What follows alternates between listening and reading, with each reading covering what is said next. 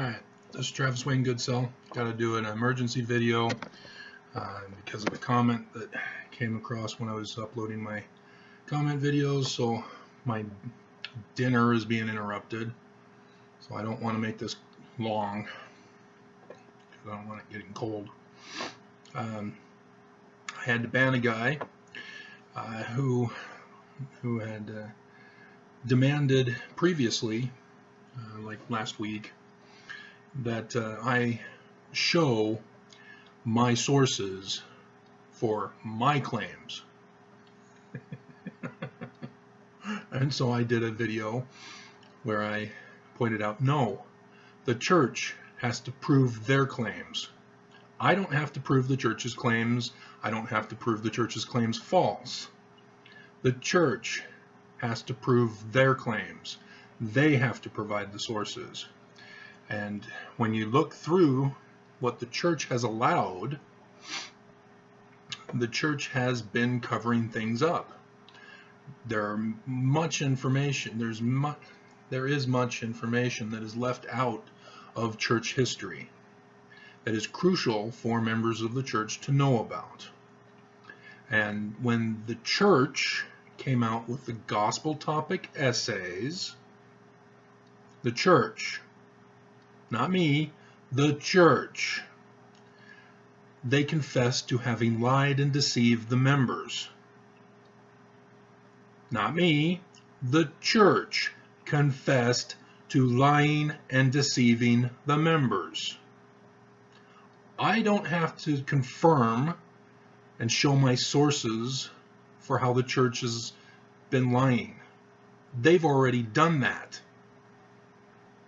All I'm doing is pointing that out to you.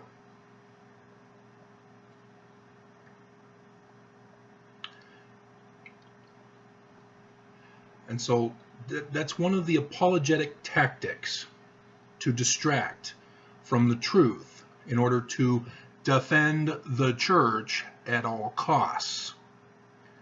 You turn it on the other person who's saying, hey, the church can't do that, that's wrong, or that's a lie, etc., etc. Say, oh yeah, you can't prove it's a lie. You prove it's a lie. So then you prove it's a lie. Oh, that's fake news. Well, see, that's the tactic they use. They knew all this long before Trump and his Republican Party came out. And but this is their tactic. And people don't get it. And this guy didn't get it, and so he got banned because he then started throwing insults and abusive verbal insults as well to back up his claim that the church was telling the truth. So, yeah, you guys, you can't defend your position of falsehood and think that you're going to confound me. It just doesn't work that way.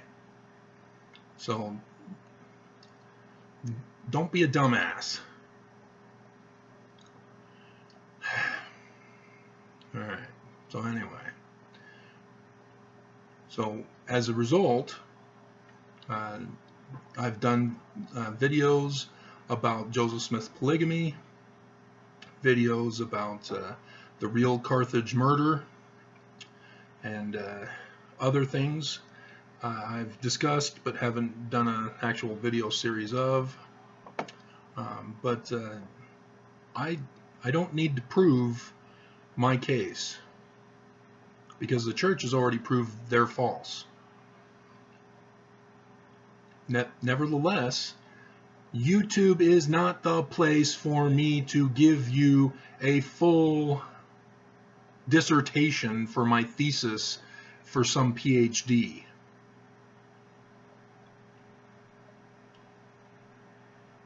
I don't think you guys understand that.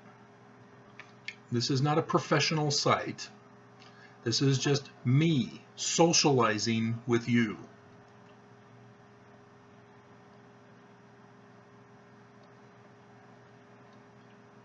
Whereas if the church posts something on YouTube, they need to back it up with the source. because they're a professional organization making a claim. Whereas all I can do is say, you just confessed to lying. This contradicts this. I don't need to do sources for that. And you guys don't get it. You don't understand. When I did my Paleo-Hebrew research, yes, I needed to identify the sources. Because the original theory by William Foxwell Albright, he didn't do his primary source connection very well. In fact, he didn't do it at all. It's amazing he was even able to figure out that it was Babylonian Hebrew, the Proto-Sinaitic.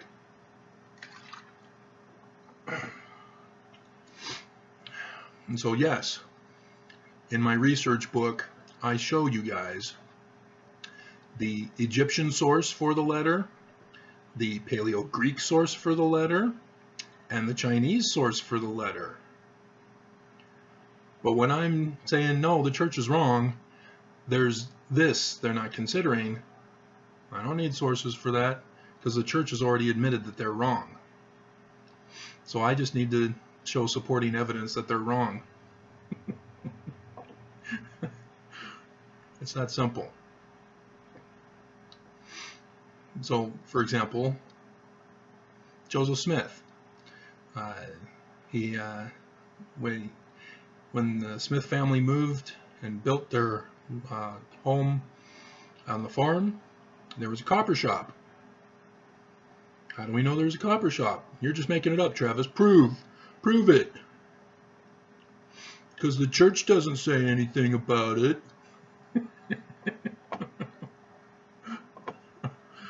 We've already established the church lies. I don't need to use them as a source. They're not trustworthy. They're not a reliable source. And so, where else can I go? That's simple. Smith family farm lot. There it comes up in a Google search picture. It shows the lot, Coppersmith, right there in the middle. So that's confirmation that there was a coppersmith shop. So why would a coppersmith shop be of interest for members of the church to know about when talking about Joseph Smith and the coming forth of the Book of Mormon, of which he claimed came from gold plates?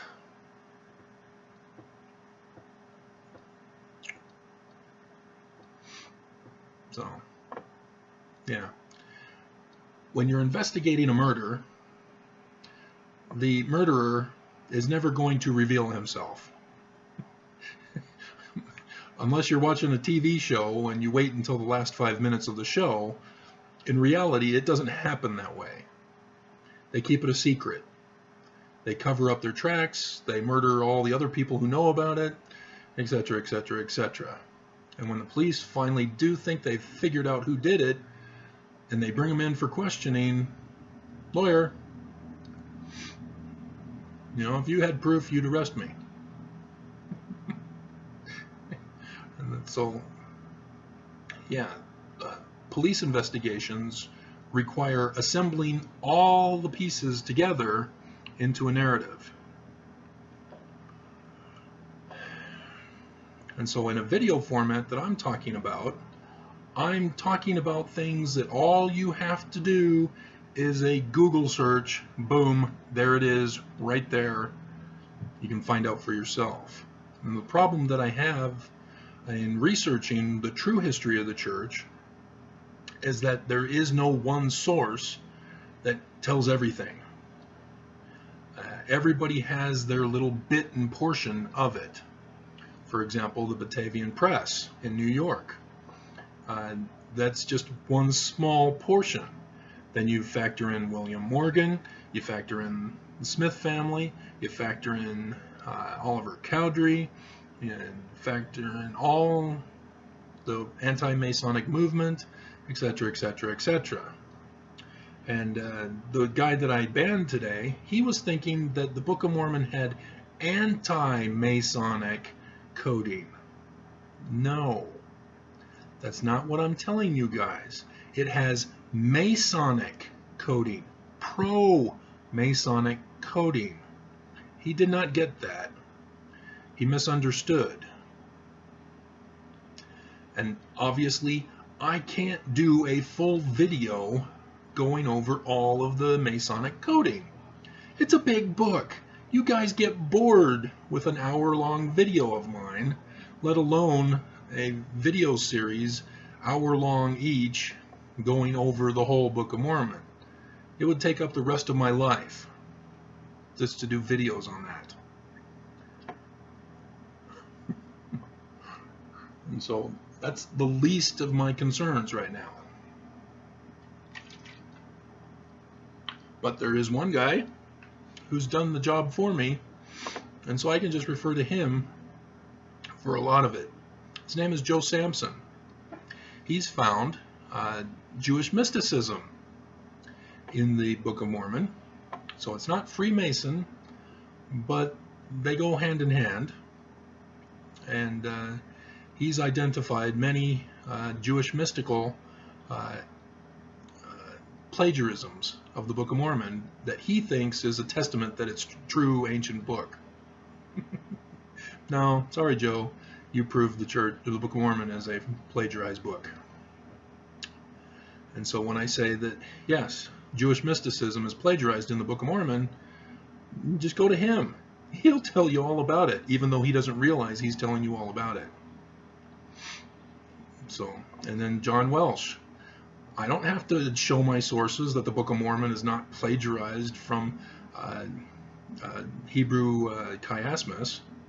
John Welsh already tells you that it's already plagiarized by Hebrew chiasmus. I don't need to do that. So these Mormon-trained apologists don't get it. And they think that I don't get it, and will then cower in a little ball and cry, "Oh, okay, I'm sorry, I was deceiving you. An angel came to me and told me to lie about the church. Just like in the Book of Mormon, those antichrists. Oh, you caught me." I've caught you guys. The Mormon apologists are the antichrists. That's the whole hilarious part. Okay, so it's getting cold. I want to eat. So do you guys get it? I don't need to show my sources that the church is false. The church has already done it.